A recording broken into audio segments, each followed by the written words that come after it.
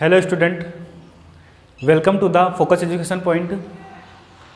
आज हम 10th 2021-22 सत्र के लिए साइंस का सिलेबस स्टार्ट करने जा रहे हैं। हमने लास्ट ईयर 9th क्लास में साइंस की कुछ बेसिक चीज़ें सीखी थी, जैसे कि पदार्थ क्या होता है, वह वस्तु जिसमें खुद का वजन हो और वह कहीं पर रखने पर क्या घेरती हो, स्थान घेरती हो, तो वो क्या कहलाती थी, पदार्थ कहलाती थी। प्रत्येक पदार्थ छोटे छोटे कणों से मिलकर बना होता था, छोटे छोटे कणों से मिलकर बना होता था। ये छोटे जो कण थे ये क्या कहलाते थे, परमाणु। और परमाणु का सबसे शुद्धतम रूप जो है वो क्या कहलाता है, तत्व कहलाता है। क्या कहलाता है, तत्व कहलाता है। और वर्तमान में 118 तत्व खोजे जा चुके हैं। 118 तत्वों की अभी तक खोज हो चुकी है और खोज आगे भी जारी है, कंप्लीट। और 2 या 2 से अधिक तत्व जब आपस में जुड़ते हैं, 2 या अधिक तत्व आपस में जुड़ते हैं तो यौगिक का निर्माण होता है। किसका निर्माण करते हैं, ये यौगिक का निर्माण करते हैं। और 2 या 2 से अधिक यौगिक आपस में मिलकर मिश्रण बनाते हैं। ये कुछ बेसिक चीज़ें जो थी ये हम 9th क्लास में सीख कर आए हैं। अब आज हम 10th का साइंस का चैप्टर नंबर 5 जो हमारे साइंस को समझने में तो आगे बेस तैयार करेगा और आधार होगा, वो स्टार्ट करने जा रहे हैं। तो आइए चलते हैं चैप्टर नंबर 5, तत्वों का आवर्त वर्गीकरण। वर्गीकरण पढ़ने से पहले हम यहाँ पर परमाणु क्रमांक 1 से लेकर 30 तक के तत्वों के नाम और उनके संकेत पढ़ लेते हैं। परमाणु क्रमांक 1 पर है हाइड्रोजन और इसको लिखा जाता है H से। परमाणु क्रमांक 2 पर है हीलियम। इस हीलियम को नोबल गैस या इसको अक्रिय गैस या उत्कृष्ट गैस या इसे निष्क्रिय गैस भी कहा जाता है, कंप्लीट। दूसरे पर है हीलियम। इसे क्यों कहते हैं, क्योंकि ये अक्रिय होता है, किसी से क्रिया नहीं करता है, कंप्लीट। परमाणु क्रमांक 3 पर है लिथियम, इसको लिखते हैं Li से। परमाणु क्रमांक 4 पर है बेरिलियम, इसको लिखते हैं Be से। परमाणु क्रमांक 5 पर बोरॉन, B से लिखा जाता है। परमाणु क्रमांक 6 पर है कार्बन, इसको लिखा जाता है C से। परमाणु क्रमांक 7 पर है नाइट्रोजन, इसको N से लिखा जाता है। 8 पर ऑक्सीजन, इसको O से लिखते हैं। 9 पर है फ्लोरीन, इसको F से लिखा जाता है। और 10 पर आ जाता है नियोन। नियोन भी एक क्या है, नोबेल गैस है। परमाणु क्रमांक 10 पर क्या है, नियोन। और नियोन एक क्या है, अक्रिय गैस। परमाणु क्रमांक 11 पर आता है सोडियम और इसको लिखा जाता है Na से। परमाणु क्रमांक के जो संकेत है वो उनके नाम के आधार पर दिए गए। इसका नाम हाइड्रोजन को तो S से लिखा जा सकता है, हीलियम He से लिख दो।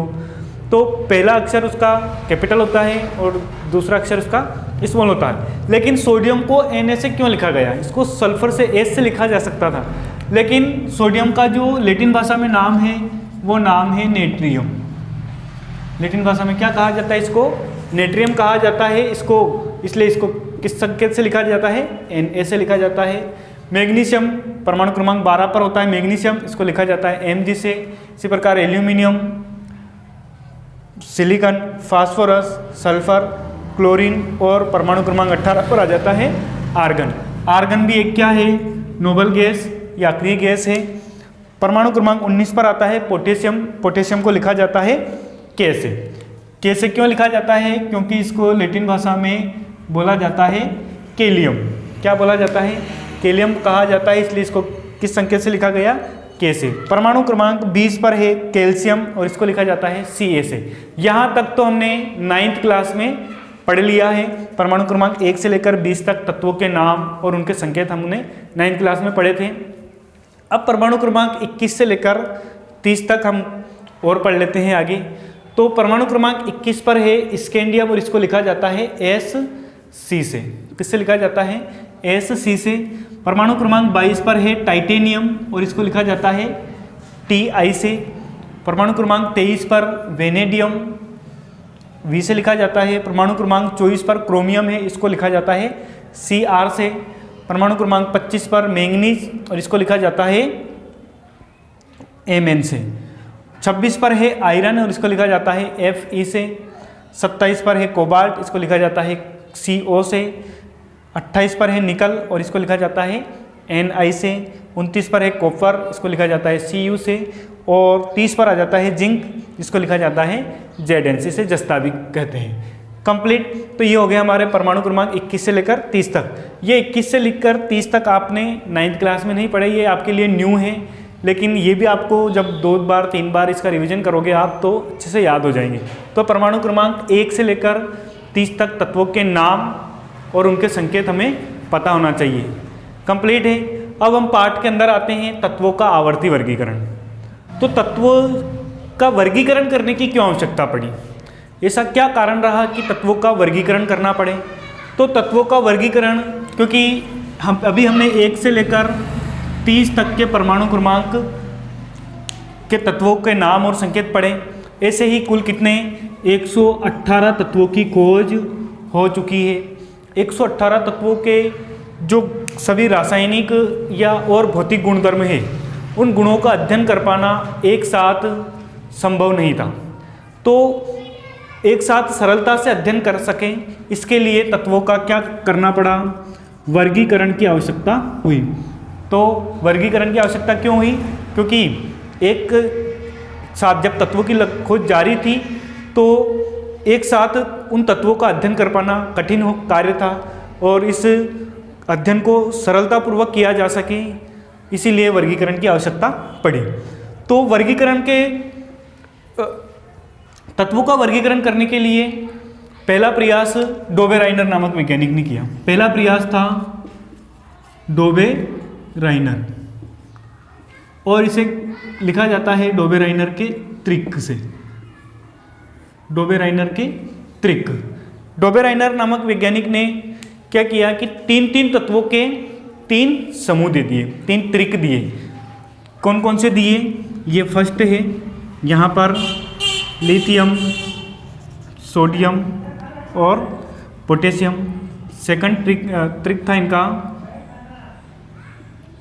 Chlorine, bromine, iodine.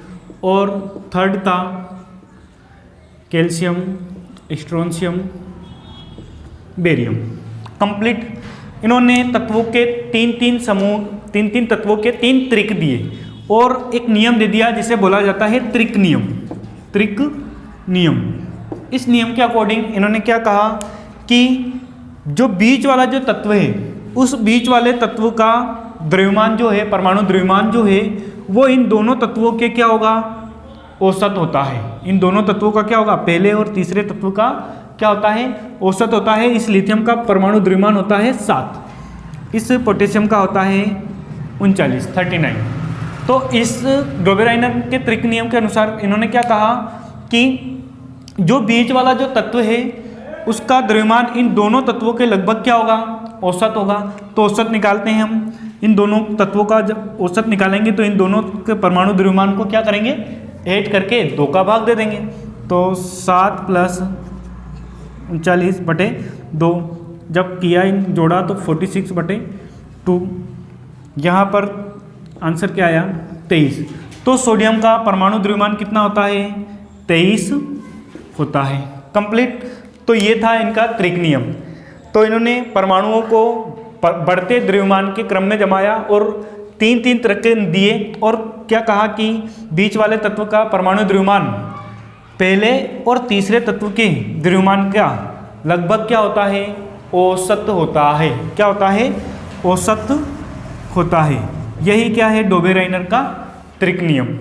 लेकिन इस वर्गीकरण के जो ये प्रयास था, पहला जो प्रयास था, वो इसकी कमी ये रही कि ये डोबे-राइनर जो है उस समय तक ज्ञात तत्वों में से सिर्फ 9 तत्वों के बारे में ही जानकारी दे पाए। इन्होंने 3 तत्वों के 3 त्रिक दिए, मतलब कि 9 तत्वों के बारे में ही जानकारी दे पाए, बाकी तत्वों के बारे में ये जानकारी ही नहीं दे पाए।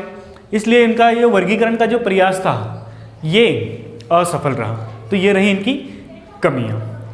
अगले वीडियो में हम डोबेराइनर के बाद में जो वर्गीकरण के प्रयास हुए उनके बारे में बात करेंगे। आज के लिए इतना ही, थैंक यू। और आप लोग चैनल पर नए हो तो सब्सक्राइब करें और अपने दोस्तों को शेयर करें। यहाँ पर आपको 10th क्लास के साइंस की पूरा कोर्स आपको मिल जाएगा ऑनलाइन। Thank you.